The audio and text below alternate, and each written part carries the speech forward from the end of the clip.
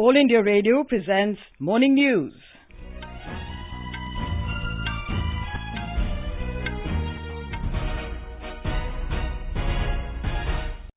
Good morning. I'm Gunmala Kapoor. The headlines. U.S. President Donald Trump to arrive in Ahmedabad today on a two-day visit to India. Prime Minister Narendra Modi and U.S. President to jointly address the Namaste Trump event at Motera Stadium. Pradhan, Kisan, Samman, Nidhi, PM-KISAN completes 1 year today. 8 crore 46 lakh farmers benefited under the scheme. Conservatives claim victory in Iranian Parliamentary elections, and in cricket, New Zealand beat India by 10 wickets in the first test at Wellington.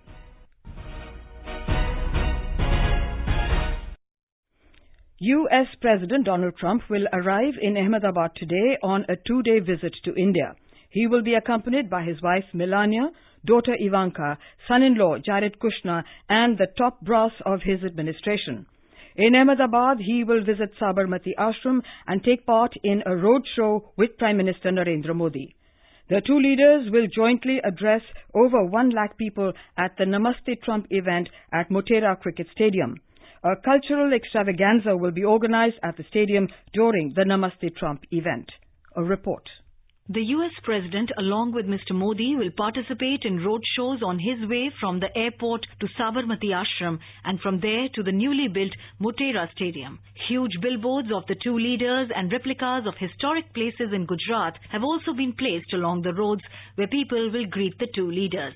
Dance groups and singers from different parts of the country will perform on stages that are dotting the 22-kilometer route of the roadshow. Bollywood singers Kailash Kher and Parthiv Gohil and Gujarati folk singers like Kirtidan Gadvi, Geeta Rabari, Purushottam Upadhyay and Sai Ram Dave will perform at the stadium. Sarabjit Kaur, AIR News. After the event in Ahmedabad, Mr. Trump and his entourage will fly to Agra to visit the Taj Mahal. Uttar Pradesh Governor Anandiben Patel and Chief Minister Yogi Adityanath will welcome the U.S. President on his arrival at Keria Airport. Mr. Trump and his family will spend about an hour at the Taj Mahal complex. The stage is set for the rousing welcome of American President Donald Trump and his family after reaching Agra this afternoon. Mayor of Agra, Naveen Jain, will present a key made of silver as a souvenir to President Trump, on which image of Taj Mahal is engraved on one side, and on the other side, "Welcome to Agra" is written. There will be many cultural troops all along the way from airport to hotel, which will showcase the traditional song and dance such as Mayur dance and Bamrasiya dance to the dignitaries. Trump and his family members will visit Taj Mahal around sunset, and unprecedented security arrangements are in place for the historic visit. For AIR, this is Sushil Chandra Tiwari. In the evening, the U.S. President will leave for Delhi for the main leg of the visit, during which restricted and delegation-level talks between Mr. Trump and Mr. Modi will be held at Hyderabad House tomorrow. In the morning, Mr. Trump and the First Lady will be accorded a ceremonial welcome at the forecourt of Rashtrapati Bhavan. From there, they will go to Rajghat to pay homage at the Samadhi of Mahatma Gandhi. This will be followed by talks between Mr. Trump and Mr. Modi at Hyderabad House. Prime Minister Modi will host a lunch for the U.S. President following the talks. In their talks, Mr. Trump and Prime Minister Modi are likely to focus on a wide variety of bilateral and regional issues, including trade and investment, defense and security, counter-terrorism, energy security, and the situation in the Indo-Pacific. Mr. Trump is accompanied by a high-powered delegation comprising Treasury Secretary Stephen Mnuchin, Commerce Secretary Wilbur Ross, National Security Advisor Robert O'Brien, and Energy Secretary Dan Brulette. In the evening, Mr. Trump will meet President Ramnath Kovind at Rashtrapati Bhavan. A banquet will be hosted by Mr. Kovind. President Trump will depart from India later that evening. Ahead of the visit of U.S. President Donald Trump to India, Gitish Desai, who was the organizer of the Howdy Modi event in the U.S., told AIR News that Namaste Trump will be another historic event and that the visit augurs well for the bilateral relationship between the two countries. It was in Houston, Texas during Howdy Modi event last September that Prime Minister Modi invited President Trump to visit India. It was a historic event. Similarly, Namaste Trump will be another historic event unfolding in Ahmedabad. These two great leaders coming together on stage is good for India, it's good for the United States, for our bilateral relations. relationships and stronger strategic partnership.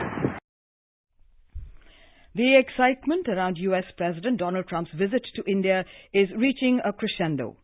About 60 years ago, D.D. Eisenhower became the first U.S. president to visit India to give a fillip to the bilateral relationship. It was a landmark maiden visit by an American president in 1959. Richard Nixon's visit came in 1969, but it did not match the euphoria and excitement of Eisenhower's visit. He stayed in the country for less than a day. Jimmy Carter's visit in 1978 came just months after Morarji Desai succeeded Indira Gandhi as the country's prime minister. Our correspondent takes a look at the tours by previous American presidents over the years. U.S. President Bill Clinton's visit in 2000 is regarded as a game-changer, during which he and the then Prime Minister Atal Bihari Vajpayee set the tone for deepening of bilateral ties. The visit signified the beginning of the Indo-U.S. strategic and economic partnership. In 2006, George Bush visited during Prime Minister Manmohan Singh's first term in office. The visit will be remembered for the finalization of the nuclear deal, which later allowed India to pursue nuclear commerce. Barack Obama's visit in 2010 sent all the right messages for deepening and strengthening of strategic Indo-US ties.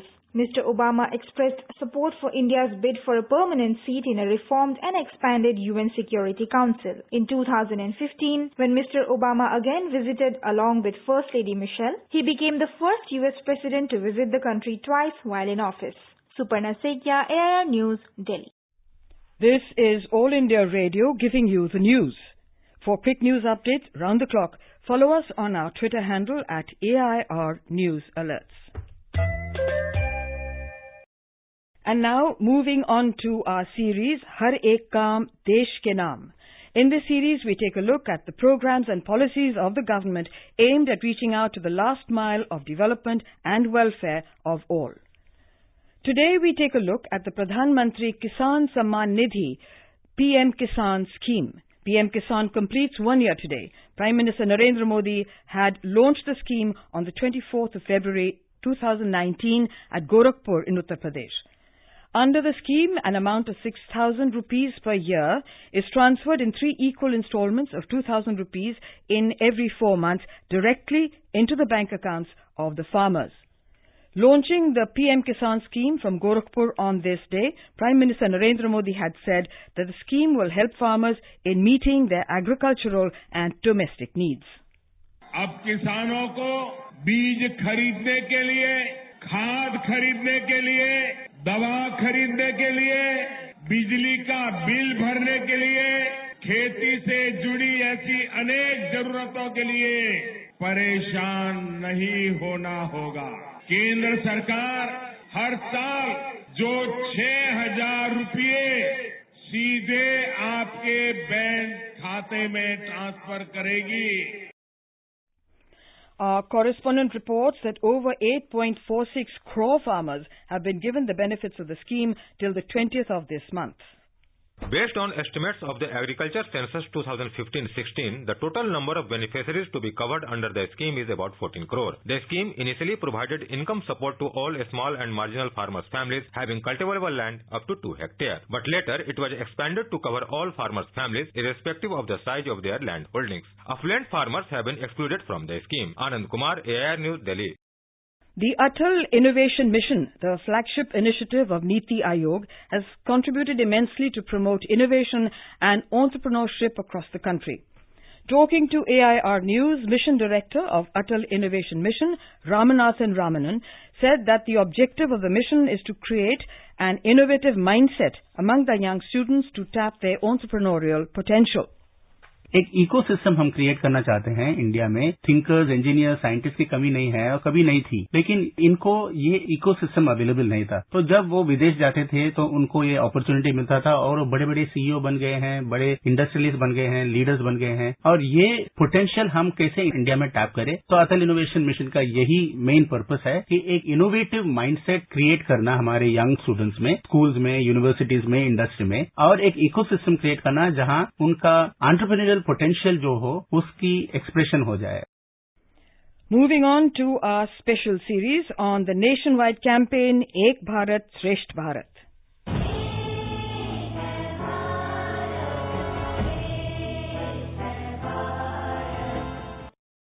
Under the Ek Bharat, Shresht Bharat program, a group of 46 youth, including 7 girls drawn from 11 districts of Jammu and Kashmir, was in Tamil Nadu on a 13-day visit to the paired state.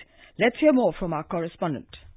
13-day tour culminated with an impressive and colorful closing ceremony at the Conference Hall of Youth Hostel in Adhyar at Chennai, where the youth delegates of Jammu and Kashmir were facilitated. During the tour, the delegates visited schools, panchayats, tourist destinations, local temples, and learned word from Tamil language and cooked local dishes of Tamil Nadu beside meeting VIPs, including Governor of Tamil Nadu and LGF Puducherry. The youth who were a part of this cultural exchange under Ek Bharat, Shresht Bharat expressed happiness over this unique program. Talking to AR News Jammu, the youth who were a part of this program vowed to spread the message of peace and unity in diversity. Gulshan Rana, AR News Jammu.